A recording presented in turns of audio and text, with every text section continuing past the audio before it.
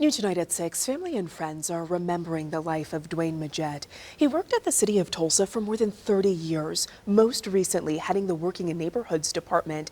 The city says he left a legacy of public service. I got a chance to talk with his family today about the legacy he left behind for them. In the house Dwain Midget grew up in, I sat down with 3 of his children and his only sister. They showed me several photos of the man they say was full of joy and full of love. Just as much as he is, a man that is solid and he knows, he has a brilliant mind, but he's also daddy. Jamia Midget is the oldest daughter. She told me her dad taught them so much during his full life, most memorably, the Noah principle. No matter what happens, anybody speaks against it, anybody doesn't believe in you, go ahead and build it. And they will see at the end. One of Dwain's visions was this stretch of Peoria. It's something his youngest son, Jairus, knows all about. Ambrose and I would be in the car with him, and he'd be pointing out, so we're going to do this, and we're going to do this, and this will be that, and that'll be that. His family says during his decades with the city, he was most proud of the expansion of this road and the shops nearby. His sister Kim told me his vision and leadership started in his early days. Honestly, when we were in elementary school, he was well known in elementary school. He really was.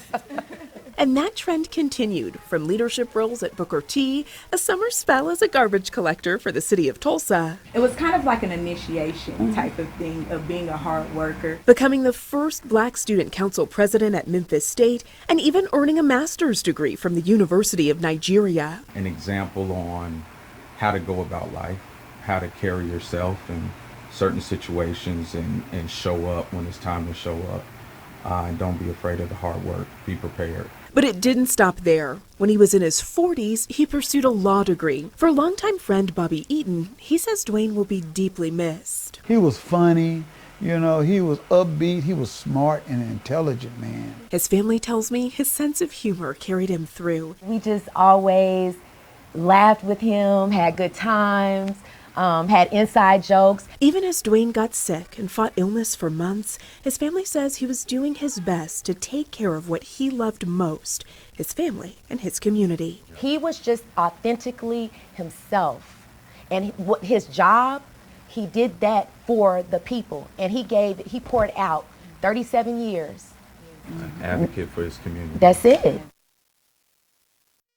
It was so great to get a chance to talk with his family today, learn more about his life. There is a candlelight vigil for Midget at 7 o'clock tomorrow night. It'll be at the Black Wall Street Memorial Monument. That's near the Greenwood Cultural Center. And then he'll be laid to rest at the Cultural Center on Saturday. We do have a live stream of that service on our website. We'll have that for you Saturday morning at kjrh.com.